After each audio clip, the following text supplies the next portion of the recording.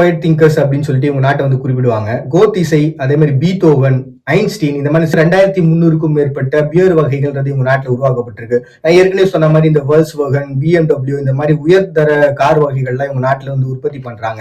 பாத்தீங்கன்னா வானிலை அறிக்கை சொல்லக்கூடிய அந்த ரேடாரை முதல்ல இவங்க நாட்டில் தான் இன்ஸ்டால் பண்ணாங்க. அதே மாதிரி ஜென் 3 கம்ப்யூட்டர்ஸ் இருக்கு இல்லையா, இந்த ஜென் 3 கம்ப்யூட்டர்ஸ் உற்பத்தி பண்ணது இவங்க நாட்டில் தான். அதே மாதிரி ருடால்ஃப் டீசல் அப்படின்ற ஒரு பர்சன் தான் பாத்தீங்கன்னா டீசல் இன்ஜினை கண்டுபிடிச்சாங்க. அது இவங்க நாட்டின்னு சொல்லக்கூடிய இந்த நெடுஞ்சாலைகள், அதாவது எவ்வளவு வேகத்துல வேணா போகலாம் அந்த மாதிரி நெடுஞ்சாலைகள் எல்லாமே இவங்க நாட்டில் இருக்கு. எக்ஸ்ரே, அப்புறம் ஆஸ்பிரின்ற மருந்து வகைகள், அப்புறம் இன்சுலின்ற மருந்து வகைகள், இது எல்லாமே இவங்க நாட்டில் பிரஸ் ஜோஹன் குட்டன்பர்க்ஸால கண்டுபிடிக்கப்பட்டது. இந்த மாதிரி நிறைய கண்டுபிடிப்பாளர்கள் எல்லாமே ஜெர்மனுக்கு பரிச்சயமானவங்க. ஜெர்மன்ல இருந்து இந்த ஜெர்மனை பத்தி நம்ம இன்னும் ஷார்ட்டா சொல்லணும் அப்படின்னா, ஒரு காலகட்டத்துல பழங்குடி மக்கள், அதாவது 6 லட்சம் வருஷத்துக்கு முன்னாடி தொடங்கின இவங்களுடைய வாழ்வியல் அப்படின்றது 40,000 வருஷத்துக்கு முன்னாடி வாழ்ந்த மக்களுடைய தடயம் இது எல்லாமே கண்டுபிடிச்சதுக்கு தொடர்ந்து ரோமன்ஸ் உள்ள வராங்க. அதனால ஒரு பெரிய பாதிப்பு போரை சந்திக்கிறாங்க.